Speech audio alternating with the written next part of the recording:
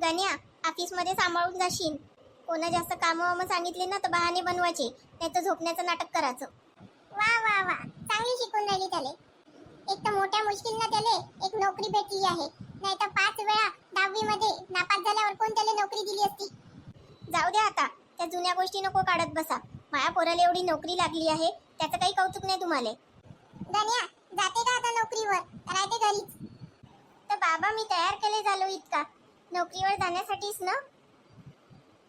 चला जातो, नाही तर तुम्ही आणखी बडबड बडबड कराल. अरे तू काल पोरगी पाहायला जाणार होता ना श्याम, तर गेला नाही? अरे नाही, काल नाही जायचं होतं, आज जाणार आहे मी. चांगलं आहे बाबा तू आता लग्न होऊन राहिलं.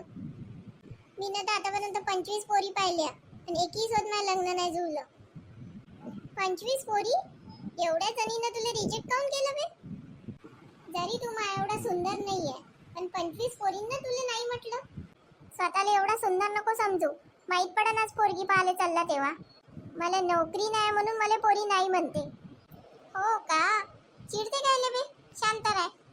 अबे श्याम, राजू, गण्या पाय कुठे चालला तो साहेब बनून. गण्या, एवढा सजून तजून कुठे चालला बे? जॉब लागलाय मले, पहिला दिवस आहे, लवकर लवकर जायचं आहे. चला बाय. खूपच घाईत दिसत आहे गण्या. आता गण्याचं पण लग्न होईल. ते कसं का? आता त्याला नोकरी भेटली ना, तर पोरगी भेटेल लग्नासाठी. हो, ते बरोबर आहे. मला केव्हा नोकरी भेटन माहित नाही.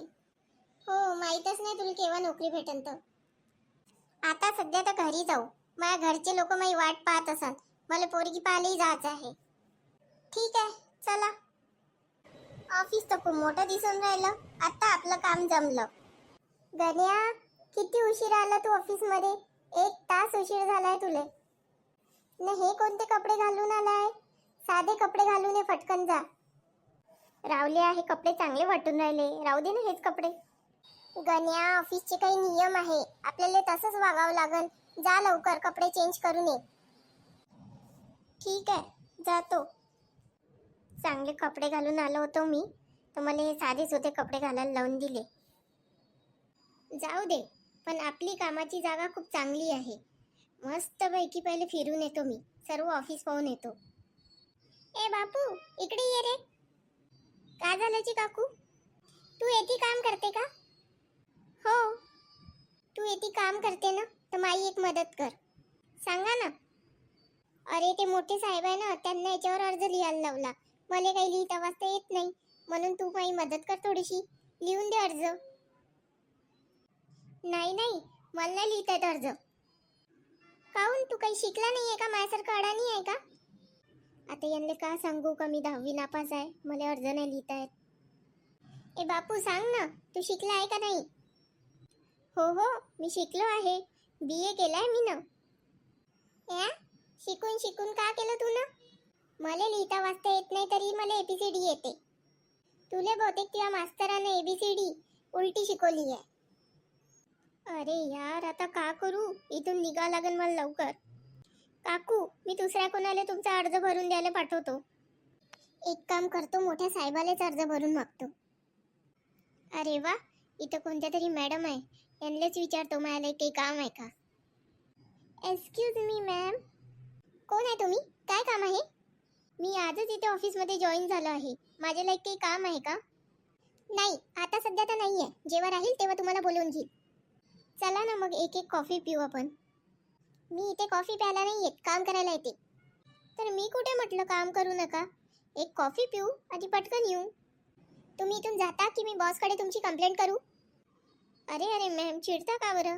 जातो मी. काय माणूस आहे. ऑफिसमध्ये माझी पोस्ट एवढी मोठी आहे का मला कोणी काम नाही सांगून राहिलं. चल, मी आरामच करून घेतो तोपर्यंत. अरे, हा कोण इथं झोपा काढून राहिला?